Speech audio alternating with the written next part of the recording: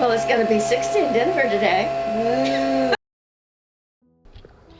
During the holiday season, many people find comfort in their family and the people they haven't seen in a long time. Many people often return to church after not going for a year or so. However, for my family, it's different.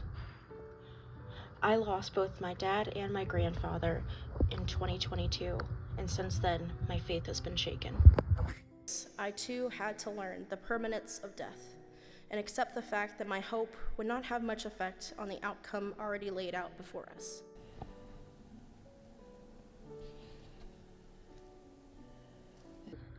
To better understand grief and its relationship to my faith, I decided to talk to two people, my grandmother, Pamela Jones, and my old youth pastor, Stephanie Reed Meyer, to get the answers.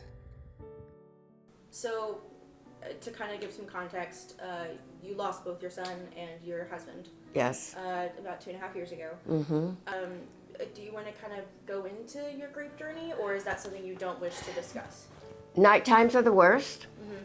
I still reach over on the other side of the bed at night and look for Ron, but he's not there. Mm-hmm. That's hard. Of course it's hard, waking up every day knowing that someone you love isn't there. But did you feel more than that? Yes, I'm angry. Nobody can prepare you for grief. I don't care what friends tell you. My grandmother's anger made me wonder, is my grief wrong for not being as resentful as hers? No, I just think grief is different, always. Yeah. Every situation, every person.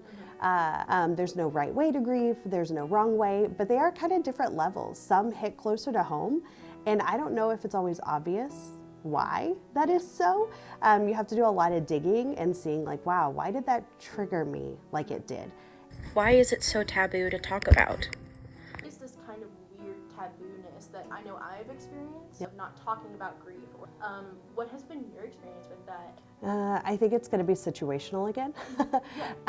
Because I am a pastor, people share a lot with me. Right. Even being in a church, it's hard to talk about. Yeah. It's hard to like be able to say, and not because people are saying it's taboo necessarily, but just there's no good way to bring it up. There's no venue to say, oh, this happened to me. I try to talk about things like miscarriage or suicide from the pulpit because I know those can be hard things to just bring up organically. Often though, I remind people that I am not a trained therapist. So there are many situations where I refer out.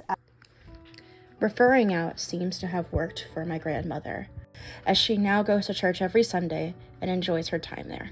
And everybody in my grief support group at church has told me that you will never get over it completely. Mm-hmm. There will always be that hole in your heart. Yeah. But hopefully the hole is easier to deal with.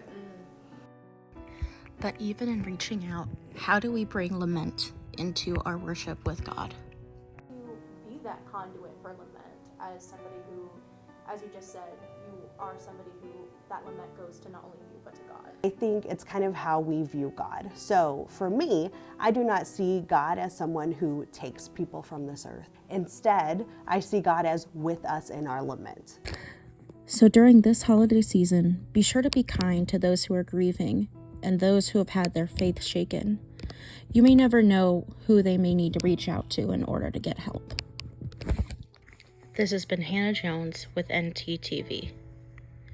Thank you for letting me just... No. Thank you for letting me talk. And anytime you need to talk and vent, Yeah, 1,000%. it's, because like I say, this is